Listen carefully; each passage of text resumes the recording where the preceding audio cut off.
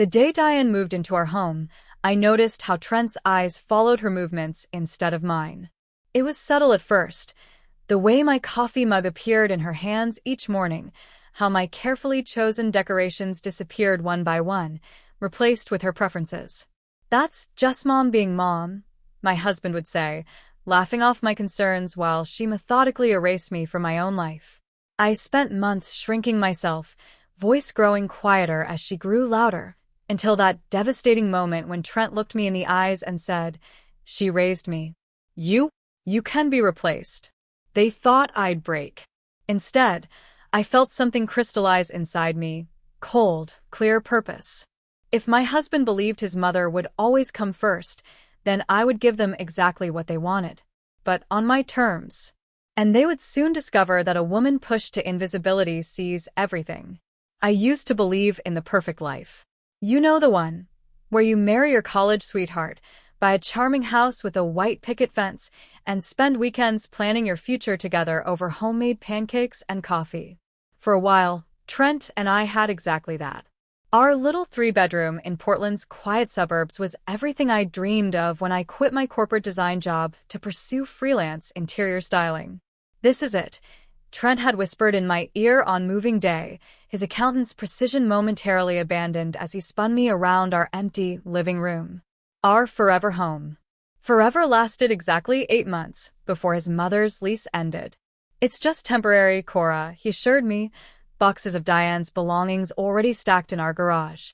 "Mom just needs a place to stay until she finds her own. 3 months, tops." That was 3 months ago. Now, as I stir tonight's pasta sauce, I can feel Diane's eyes on my back, analyzing my every move like I'm a contestant on some cooking show she's reluctantly judging. "Smells interesting," she says, the word interesting hanging between us like a guillotine. Trent always liked it better when I used rosemary instead of thyme. I force a smile. "I'll keep that in mind for next time." But there's always a next time with Diane. A next suggestion. A next improvement. A next reminder that she raised the man I married, and therefore knows him better than I ever could. The dining table, my vintage find that I'd lovingly restored, now has a tablecloth I never purchased. The walls that were once adorned with black and white photographs from our honeymoon now feature Trent's childhood pictures. Slowly, piece by piece, my home has become a shrine to her son's past rather than our shared future. "Mom's just trying to help," Trent says later that night, after I mention the rearranged living room. The couch cushions have been fluffed and repositioned, again. The throw blankets folded in a way that makes them look pretty, but entirely unusable. "She's moved everything, Trent. Even the thermostat is set to 74 now. You know I can't sleep when it's that warm." "That's just mom being mom," he laughs, dismissing my frustration with a wave of a hand. "She likes things a certain way." "So do I mutter, but he's already grabbing his keys to drive Diane to her weekly bridge game. The next morning, I wake up early, eager to enjoy my coffee in peace at the kitchen nook, my favorite spot where sunlight streams through the bay window, warming the small table where I used to sketch new design concepts. But Diane is already there, flipping through a magazine, my special mug in her hand. "Hope you don't mind," she says, without looking up. "This spot gets such lovely light in the morning." I stand there, coffeeless and displaced, watching as she occupies not just my favorite chair, but the entire essence of my morning ritual. This has become our unspoken dance. I carve out a small corner of existence, and Diane waltzes right into it, claiming it was always hers to begin with. Later that day, I discover she's reorganized my spice rack alphabetically rather than by frequency of use. The paprika now sits where my cinnamon used to be. My office chair has been adjusted to a height that makes my feet dangle. Even the curtains hang differently, tied back with decorative cords I've never seen before. "I thought I'd help tidy up a bit," she explains when I find her adjusting picture frames in the hallway. "This house has such potential." The implication hangs in the air. Under her care, not mine. I try to address it directly that evening, after a particularly frustrating discovery that she's rearranged my carefully organized linen closet. "Diane," I begin, my voice measured and calm, I appreciate your help, but I had a system for those towels. Oh. Her eyebrows rise slightly, her smile never reaching her eyes. This is your house, dear. But Trent and I have our rhythm. He's always preferred the towels folded in thirds, not halves. Our rhythm. As if they're the established couple, and I'm the interloper. The following week, I take our dog, Bailey, for his evening walk when I run into Leona, the retired teacher from 3 doors down. She's watering her immaculate rose bushes, but pauses when she sees me. How's the mother-in-law situation? She asks bluntly, having witnessed Diane's arrival months ago. Fine. I lie, tugging gently on Bailey's leash as he sniffs at her garden. She's still looking for her own place. Leona gives me a knowing look. I've seen this before, you know. Mothers-in-law don't always leave. My sister had one that stayed for 7 years. A cold dread washes over me. 7 years. Would have been longer if my sister hadn't moved out herself. Leona shrugs. Some women just can't let go of their sons. I laugh it off, but her words follow me home like a shadow. The next day, while I'm grocery shopping, Diane apparently decides to tidy my workspace. I return to find my sketches neatly stacked, my fabric samples organized by color rather than by client, and my sketchbook open on the desk. You have a good eye, she says when I freeze in the doorway. Though you used to be more creative before marriage, didn't you? I stare at her, wondering how she could possibly know what my work was like before I met Trent. Then I see it, my portfolio from design school, pulled from the storage bins in the garage. My private history laid bare and judged. Please don't touch my work supplies, I say, hating how small my voice sounds. Just admiring, she replies with that same cold smile. Trent always said you were talented. Such a shame you gave up that big firm job. I didn't give it up, I left to pursue my passion. But the way she says it makes my career choice sound like failure. That weekend, Trent and I had plans to visit a new exhibit at the Portland Art Museum, something we'd been looking forward to for weeks. At breakfast, however, he can't quite meet my eyes. About today, he begins, and I already know what's coming. Mom's church is having this bingo fundraiser thing, and she really wants to go. You promised, Trent. We haven't had a day out together in weeks. I know. But she doesn't know many people here yet, and she feels uncomfortable going alone. What about our plans? We can go to the museum anytime, right? It'll still be there next weekend. But next weekend becomes bingo again. The weekend after that, Diane needs help with her computer. Then it's driving her to meet old friends visiting from out of town. Our plans consistently dissolve in the face of Diane's needs. One night, after another canceled date, I find myself in what used to be my reading nook, now the guest room where I occasionally retreat when sleep eludes me.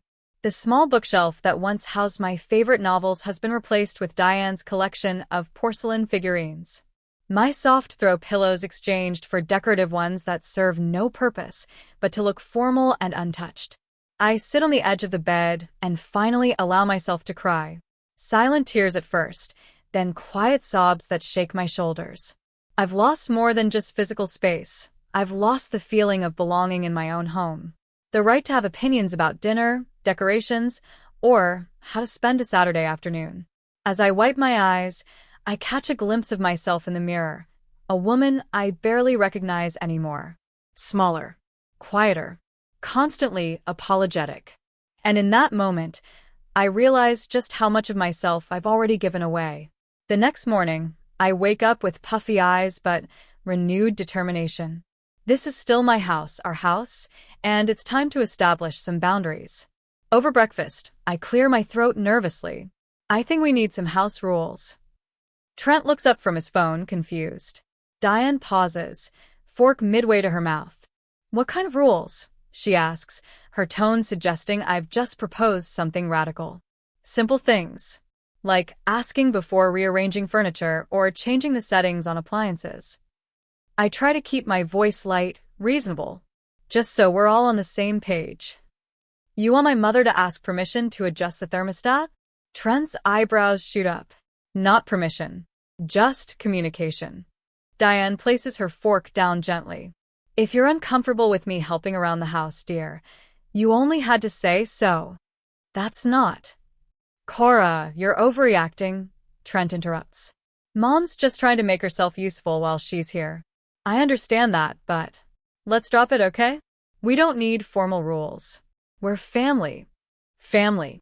The word that's supposed to warm my heart now fills me with dread.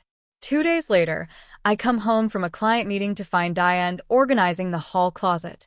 Among the items she's sorted into a donation pile is my grandmother's quilt, the one thing I have left from her.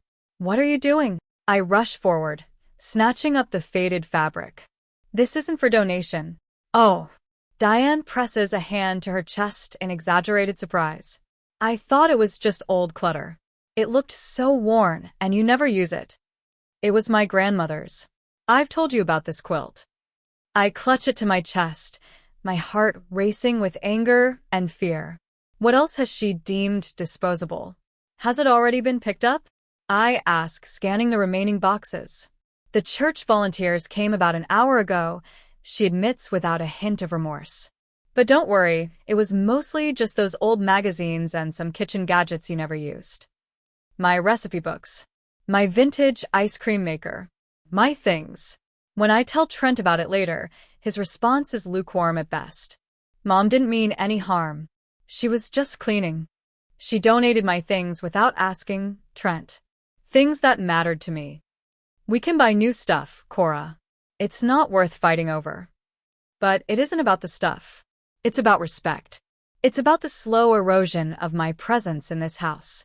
And Trent can't, or won't see it. The following weeks bring more of the same. I start sleeping later, setting my alarm for after Trent leaves for work and Diane has finished her breakfast. The morning conversations have become unbearable. Diane and Trent reminiscing about family trips I wasn't part of, inside jokes I don't understand, all while my contributions to the conversation are politely acknowledged then swiftly forgotten. Every attempt to reclaim space is met with resistance. When I move a vase back to where I originally placed it, it reappears on Diane's preferred shelf the next day. When I cook using my own recipes, the leftovers mysteriously disappear rather than being enjoyed as second-day meals. Finally, after weeks of canceled plans, Trent agrees to a proper date night. I book reservations at our favorite restaurant, put on a dress I know he loves, and allow myself to feel hopeful for the first time in months. We're halfway through our appetizers, Trent actually engaging in conversation about something other than his mother or work, when his phone rings. It's Mom, he says, already answering. Hello? What? Are you okay? I watch his face transform from relaxed to concerned in seconds. We'll be right there, he says, already signaling for the check. Mom fell, he explains to me. She thinks she might have twisted her ankle. Did she call an ambulance? I ask, knowing the answer. She didn't want to bother emergency services for something minor. Come on, we need to go. When we arrive home, Diane is on the couch, her ankle propped up on a pillow, looking pained but composed. There's no visible swelling, no bruising. Just Diane, somehow managing to appear both fragile and triumphant. I'm so sorry to ruin your evening, she says with a martyred sigh. I just didn't know who else to call. It's fine, Mom. Let me get you some ice. I stand in the doorway, watching as my husband kneels before his mother, tenderly examining an injury I'm increasingly certain doesn't exist. The restaurant receipt crumples in my fist, another evening stolen. The next day, on my therapist's recommendation, I start journaling. Dr. Lambert has been helping me navigate the increasing tension at home, providing the validation my husband refuses to give. What you're experiencing is a form of emotional erasure, she told me during our last session. Your feelings and needs are being systematically dismissed. I write about the small indignities, how Diane accidentally used my expensive face cream as hand lotion, how she rearranged my bookshelves by color rather than genre, how she comments on the calories in my lunch while eating the cookies I baked. When I invite my sister Maisie over for dinner, hoping for an ally, Diane spends the entire evening monopolizing the conversation. You should see what I've done with the garden, she tells Maisie proudly, as if the sad little herb patch I'd started was her creation. Cora tries, bless her heart, but some people just don't have that green thumb. Maisie shoots me a concerned look over her wine glass.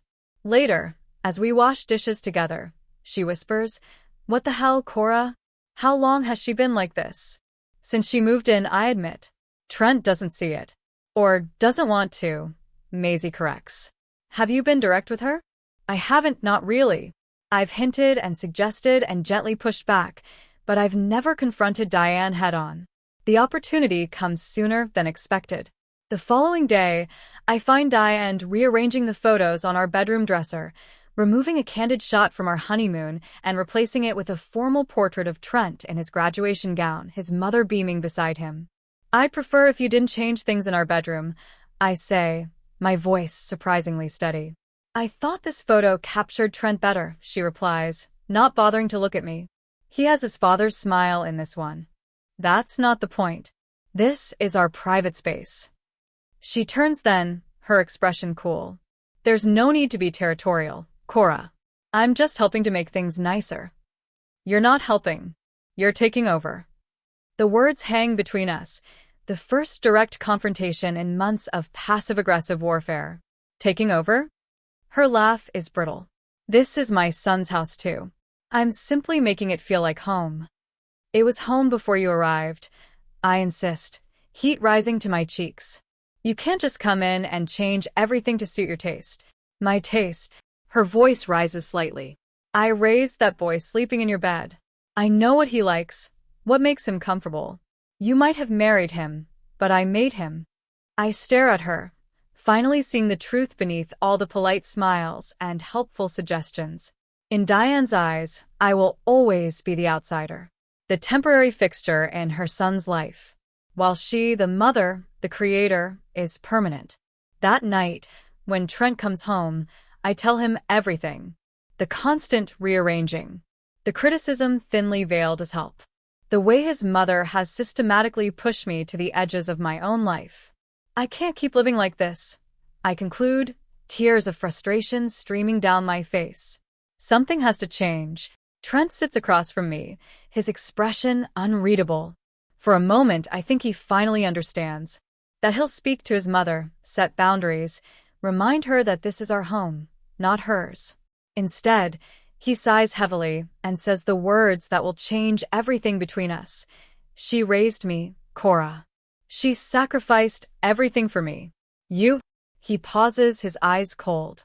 "You can be replaced." The world stops. My husband, the man who promised to love and cherish me, has just informed me that I am disposable. Interchangeable. Secondary to the woman who birthed him. I don't argue. Don't cry. I simply take my keys and walk out to the car, where I sit in silence, hands trembling on the steering wheel. The evening air is cool against my skin, a stark contrast to the burning humiliation coursing through me. As I stare at our house, the curtains Diane chose, the porch light Diane selected, the welcome mat Diane picked out, something shifts inside me. The pain is still there, but alongside it, a strange clarity emerges. If I am so easily replaced, if my presence means so little, then what am I fighting for? A plan begins to form, not born of anger or revenge, but of cold, clear understanding. If Diane wants to be queen of this castle, if Trent wants his mother to rule their lives, then perhaps it's time I gave them exactly what they want. Every last bit of it. The transformation begins the very next day. I wake up early, slip out of bed without disturbing Trent, and start methodically removing my personal items from the living room. The throw pillows I'd hand-selected for their texture and warmth. The abstract painting from a local artist that Trent had always found too modern. The family photos where I'm centered rather than on the periphery. In their place, I carefully arrange Diane's decorative items. The crystal figurines she keeps wrapped in tissue paper, the formal family portraits in ornate frames, the doilies and table runners that remind me of a museum rather than a home. When Diane emerges from her room, she stops short, taking in the changes with wide eyes. "What's all this?" she asks, caution in her voice. "I thought you might like to see how your things look in the main space," I reply with a pleasant smile. "They really bring a certain character to the room." "They do look nice there," she admits, moving closer to adjust a figurine by a fraction of an inch. Actually, I continue, my voice light, I was thinking you might want to use the office as well. I've noticed you don't have a proper space to organize your paperwork. The office? But that's your workspace. I can move my drafting table to the garage. There's plenty of room, and you'd have privacy in the office. Her eyes narrow slightly, searching my face for sarcasm or resentment. Finding none, I've become quite skilled at the blank pleasantness she's perfected over the years, she smiles. Well, if you're sure you don't mind. Not at all. Your comfort is important. Over the next few days, I systematically cancel appointments with my freelance clients, citing a family situation that requires my attention. I move my design materials to the garage, transforming a corner of that cold space into a makeshift studio. I give Diane full use of the office, complete with a new desk chair that fits her height perfectly. Trent notices the changes but says little. He comes home one evening to find the living room temperature at a chilly 65 degrees, Diane's preferred setting, and pauses by the thermostat. It's freezing in here, he comments, reaching to adjust it. Your mother prefers it cooler for sleeping, I remind him. She says it helps with her circulation. But you hate the cold. I shrug, offering the same dismissive smile he's given me countless times. I can always wear a sweater. Slowly, methodically, I adjust every setting in the house to Diane's preferences. The cable channels are reorganized with her programs as favorites. The music system is programmed to play her classical stations rather than my indie rock. The kitchen is stocked with her preferred brands, arranged exactly as she likes them. I give her my favorite armchair without comment, hand her the TV remote without being asked, and leave the pantry keys on her side of the kitchen counter. Full control, just as she's always wanted. You're being very accommodating lately, Trent observes one night, a hint of suspicion in his voice. I'm trying to make things easier for everyone, I reply. Your mother knows what works best for this household. He accepts this without question, pleased by the apparent peace. The next phase of my plan requires his cooperation, though he doesn't realize its purpose. One evening, as he's paying bills online, I casually suggest updating the household accounts. Your mom is so much better at keeping track of these things, I say, echoing his own words back to him. Maybe we should add her name to some of the utilities? Just to make things simpler. That's actually not a bad idea, he agrees, surprised by my suggestion. She's always been good with money management. One by one, I help him transfer account access to Diane, the Wi-Fi, the streaming services, the grocery delivery. Each digital key handed over with a smile. As the house becomes increasingly Diane's domain, I retreat further into myself. I begin sleeping in the guest room again, claiming insomnia so as not to disturb Trent. Neither he nor Diane seems to notice my gradual absence from their daily routines. I take dinner in my garage studio more often than not, leaving them to their familiar conversations. From the outside, it appears I've surrendered completely. Diane certainly thinks so. Her smiles have grown warmer, her criticism less frequent. She moves through the house with the confidence of ownership, and I do nothing to challenge it. But inside, behind my pleasant mask, I am cataloging every decision, organizing legal documents, and preparing for the moment when the scales will tip completely. I speak less at family meals, offering only polite comments when addressed directly. I defer to Diane on household decisions without argument. I maintain a quiet, cordial distance that she mistakes for submission. You know, she tells me one afternoon as we fold laundry together, you've really settled in nicely these past few weeks. It just takes time to find your place in a family. My place. As if I am the one who needed to adapt, to fit into the space they decided to allocate to me. You've been very patient with me, I reply, the irony lost on her entirely. 3 weeks into my silent campaign, I make my final move. I commission a local woodworker to create a custom plaque. Nothing ostentatious, just a simple, elegant piece of maple with carefully burned lettering. When it arrives, wrapped in brown paper, I present it to Diane after dinner, while Trent is still at the table. What's this? She asks, genuinely surprised by the gift. Just a small token of appreciation, I explain as she unwraps it. The plaque reads, "Her house, her rules." Oh, Diane's eyes widen with delight. How thoughtful. Trent glances at it, then at me, a flicker of unease crossing his face. That's nice, he says slowly. I thought it could go by the front door, I suggest. So, everyone knows whose home they're entering. Absolutely. Diane agrees, already planning its placement. Right where people can see it when they come in. As she bustles off to find the perfect spot, Trent turns to me. What are you doing? He asks quietly. I meet his gaze with perfect calm. Giving your mother what she's always wanted, I reply. What you've always wanted. I never said. You didn't have to say it, Trent. You showed me. I stand and begin clearing the dishes, leaving him to wonder exactly what I mean and what comes next. The plaque hangs by our front door now. Her house, her rules. Every time I pass it, I feel a strange sense of peace rather than defeat. For weeks, I've been playing the long game, giving Diane the control she craved while quietly preparing for my exit. Today, I meet with Sarah Wilson, a patent attorney I found through a design colleague. She has no connection to Trent or his social circle, which is exactly what I need. The paperwork looks good, she says, sliding the final documents across her desk.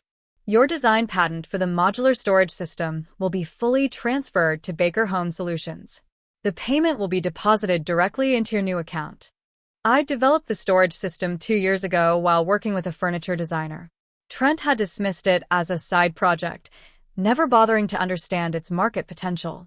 Baker Home Solutions saw its value immediately. And Trent won't be notified of the sale? I confirm, signing where indicated. No. Since you registered the patent under your name before marriage, it's legally yours to sell. The funds will go to your private account, which we've established using your maiden name. As I leave her office, my phone buzzes with a text from Diane, using your good china for book club tonight. Hope that's okay. No question, just the pretense of asking permission. I text back, of course. Enjoy. 3 days later, I meet with another lawyer, this one specializing in real estate.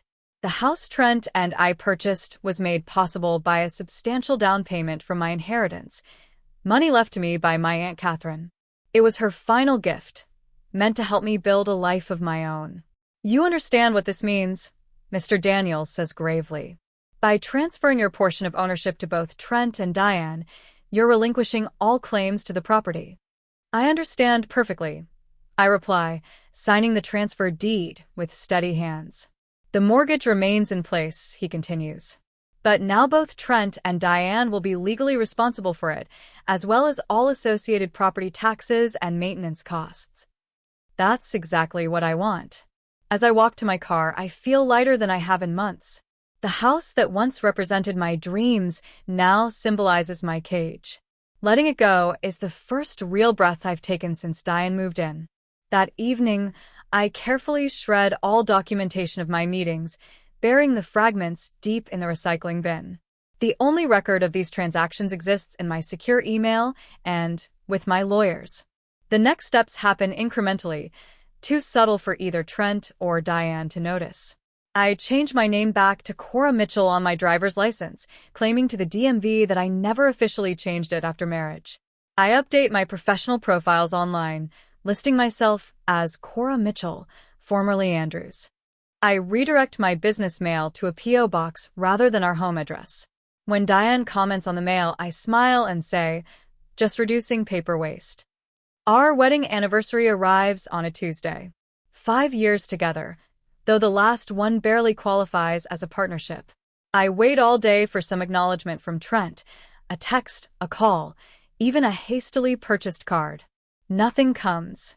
Instead, at dinner, Diane says, "Oh, Trent, did you remember to pick up those flowers for me? The peonies I mentioned." "Got them this morning," he replies, producing a bouquet from behind his chair. "Your favorite." Diane beams, arranging them in what used to be my grandmother's vase. "You've always been so thoughtful, even as a little boy." I watch this exchange in silence, noting how Trent glances my way only after the flowers have been displayed. There's confusion in his eyes, then dawning horror as he realizes what day it is. "Cora, The salmon is getting cold, I interrupt pleasantly.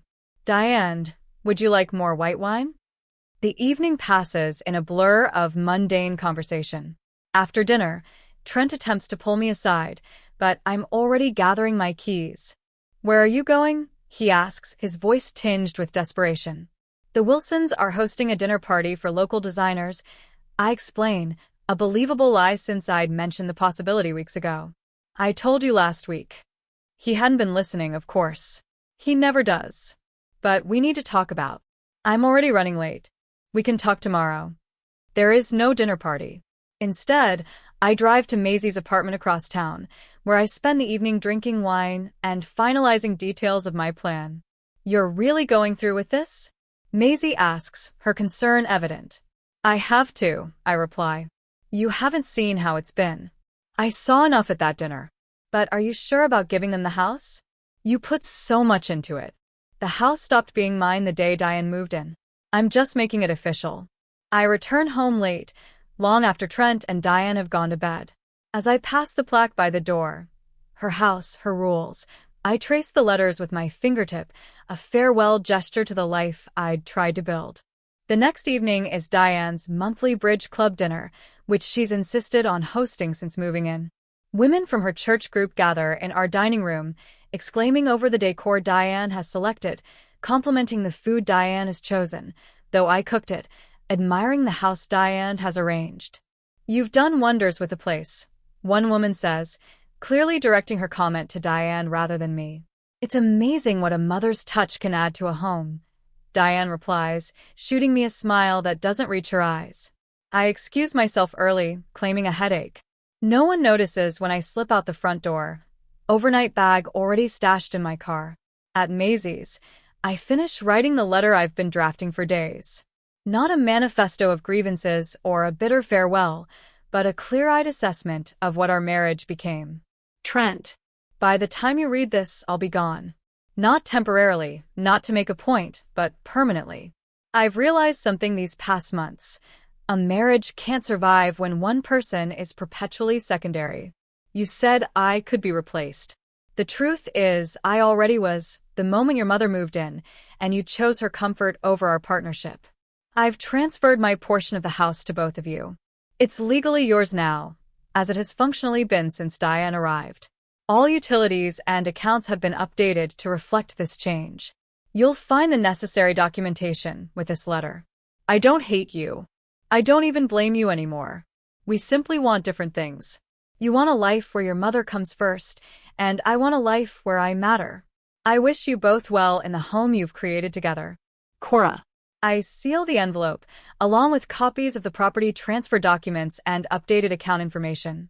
Tomorrow morning, while they sleep, I'll leave it all on the breakfast table and walk away from the life that no longer fits me. That night, as I lie on Maisie's pull-out sofa, I don't cry. For the first time in months, I sleep deeply and dreamlessly, unburdened by the weight of trying to exist in spaces that were never meant for me. Dawn breaks clear and bright. I drive home one last time, timing my arrival for when I know both Trent and Diane will still be asleep. The house is quiet, the breakfast dishes from yesterday still in the sink. Evidence of the bridge party litters the dining room. Wine glasses, napkins, crumbs of dessert. I move silently through rooms that once held my hopes.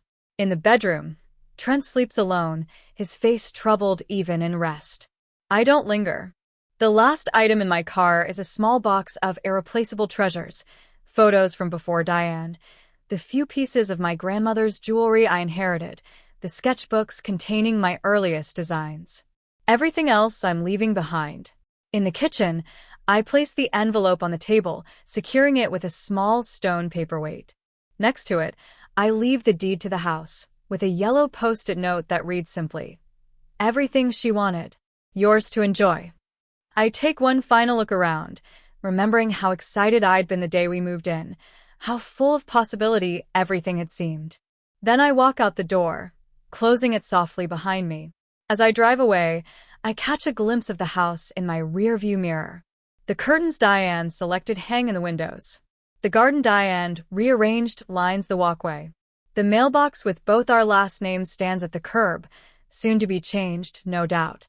I don't look back again. Hours later, as I'm settling into the studio apartment I'd secretly leased last week, my phone begins to buzz with notifications. First Trent, then Diane. I silence it, focusing instead on the empty walls around me, the blank canvas they represent. According to Maisie, who still lives in the neighborhood, Diane burst into laughter when she first found my note, thinking it was some kind of joke. The laughter died when Trent showed her the deed, the account transfers, the legal reality of what I'd done. You should have seen her face, Maisie tells me over the phone that evening, when she realized all those utilities she's been controlling are now her financial responsibility. Priceless. And Trent. Confused. Then angry. Then panic-stricken when he realized how much of the household you actually managed. He called your old office looking for you. I've already informed my clients of my new contact information and business name. The few who were still with me during my retreat to the garage have followed without question, relieved to see me reclaiming my professional identity. They'll figure it out, I say, though I'm not entirely convinced. Neither Trent nor Diane had paid much attention to the practical aspects of running a household. The mortgage, the property taxes, the maintenance issues I'd quietly handled, all of it now squarely in their unprepared laps. As I unpack my few belongings in my new space, I realize I'm humming, something I haven't done in months. The studio is small but full of natural light. The hardwood floors need refinishing, the kitchen appliances are outdated, and the bathroom sink drips. It's absolutely perfect. The first week in my new studio passes in a blur of practical matters. I repaint the walls a soft sage green, refinish the worn hardwood floors, and replace the dripping faucet. Each task feels like reclaiming a piece of myself, decisions made solely by me, for me. My phone continues to buzz with messages from Trent, gradually shifting from confused to angry to pleading. I read them but don't respond. Diane calls once, leaving a voicemail full of barely contained fury and accusations of abandonment. I delete it without finishing. By week 2, I've established a new routine. Mornings begin with coffee by my single window, watching the neighborhood come alive. My drafting table sits in the corner where light is best, and my laptop occupies a small desk against the opposite wall. It's modest but functional, a designer's space rather than a showpiece. I restart my business with intention, contacting former clients with my updated information. Most remember me from before my marriage, when my work had more edge, more personality. 3 signed contracts within days. It's good to have the old Cora back, one tells me over coffee. Your recent work was beautiful, but it felt restrained somehow. I hadn't realized how visible my diminishment had been to others.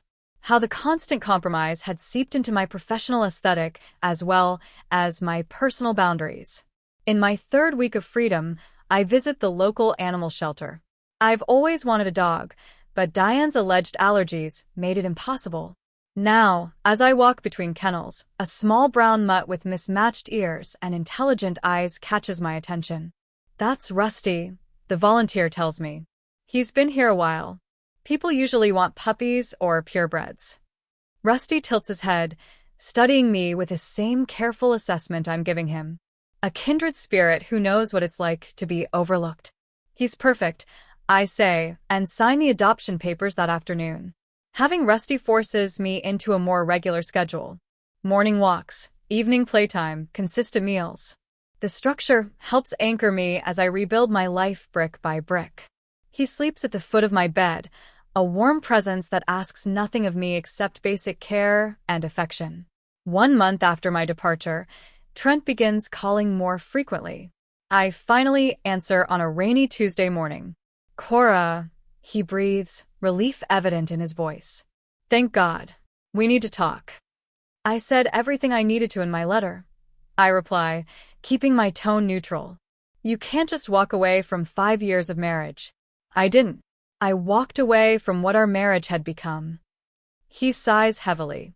It's been difficult. The house doesn't run itself, you know. Of course, that's his concern. Not my well-being, not the breakdown of our relationship, but the practical inconvenience of my absence. You'll figure it out, I say, echoing my words to Maisie. You're both adults. The mortgage payment was due yesterday, he continues, his voice strained. And the property tax notice came. It's more than I expected.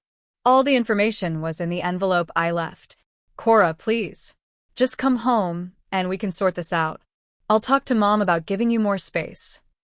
The request is so tone-deaf, so completely missing the point, that I almost laugh. This isn't about space, Trent. It's about respect. Value. Partnership. Things you and Diane took from me piece by piece. That's not fair. No, it wasn't. That's why I left. I end the call before he can respond, my hands steady, my resolve intact.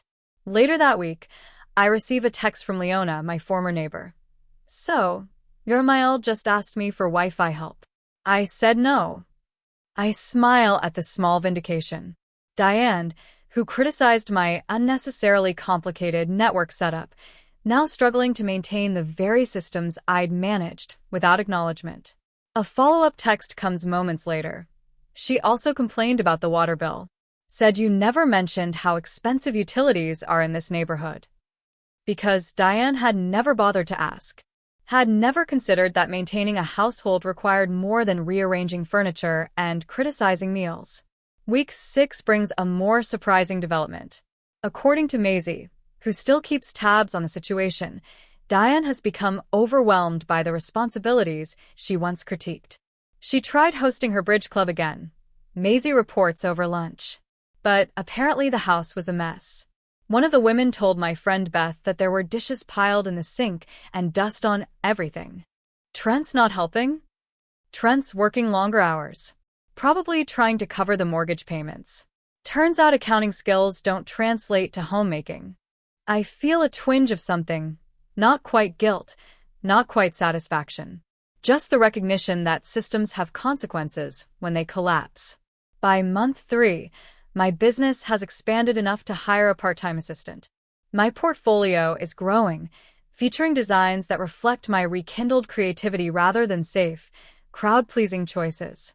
I've even been approached about teaching a workshop at the community college, Authentic Space, designing for the life you actually live. The irony isn't lost on me. On a crisp Saturday morning, as Rusty and I walk through the farmer's market, I run into Beth Wilson, one of Diane's church friends. Cora, I haven't seen you in ages, she exclaims, then lowers her voice. We've all been wondering what happened. I moved on. I reply simply. Well, things aren't going well at the house, she confides, clearly eager to share gossip. Diane seems completely overwhelmed. And Trent. She shakes her head. He looks terrible, like he hasn't slept in weeks. I make a non-committal sound, selecting tomatoes from a nearby stand. And now Diane's talking about finding her own place again, Beth continues. Says the house is too much for her to manage. Isn't that something? After all this time? It is something. The very scenario Trent had promised months ago, his mother finding her own place, finally materializing after I removed myself from the equation. As Beth chatters on, I reflect on how differently this might have played out if Trent had supported me from the beginning. If Diane had respected boundaries. If I had been valued as an equal partner rather than a replaceable convenience. A week later, Maisie visits my apartment for the first time, bringing housewarming wine and curiosity. This place suits you, she declares, surveying the small but thoughtfully arranged space. You look like yourself again. Do I? I'm not sure I recognize that person anymore. I do. She's the same stubborn, creative force who refused to let our parents pick her college major. Who moved to Portland with nothing but a sketchbook and determination. Maisie smiles. She just got lost for a while. That evening, after Maisie leaves, I receive an email from a local women's organization. They're hosting a panel discussion on financial independence after relationship transitions and want me to speak about my experience rebuilding a business. The invitation surprises me. I hadn't thought of myself as an example for others.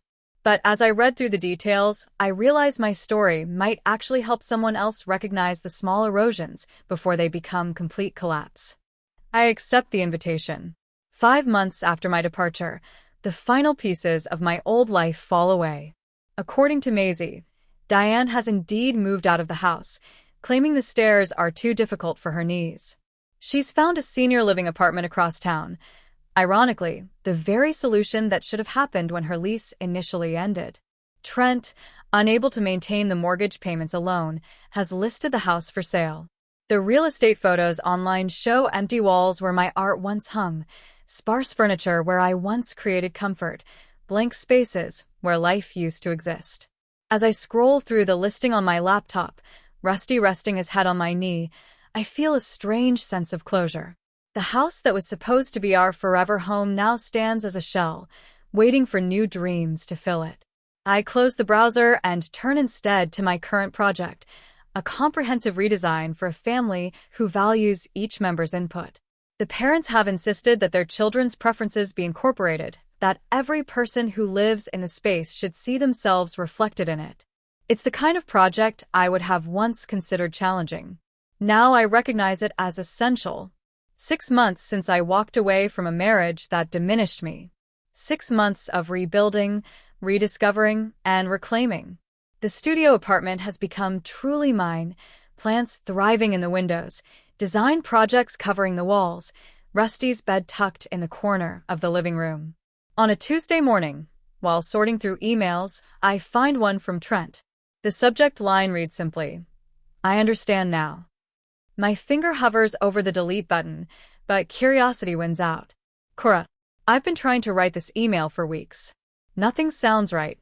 Nothing can undo what happened between us. The house sold yesterday. Mom's been in her new place for almost a month. I'm moving to a smaller apartment closer to work. I didn't see it. How Mom pushed you out, how I let it happen, how I chose her comfort over our marriage. I see it now, living alone, realizing all you did, all you were to our home. I'm sorry. Not because I need you back or because life is harder without you, but because you deserved better than what I gave you. I hope you're finding your way back to yourself. Trent. I read it twice, searching for manipulation or self-pity. Finding none, I closed the email without responding. His awakening is his own journey now, separate from mine. Later that week, while scrolling through social media, I noticed Diane has posted a lengthy status update, clearly visible to mutual connections despite her having unfriended me months ago. Just a reminder that family should always come first. It begins.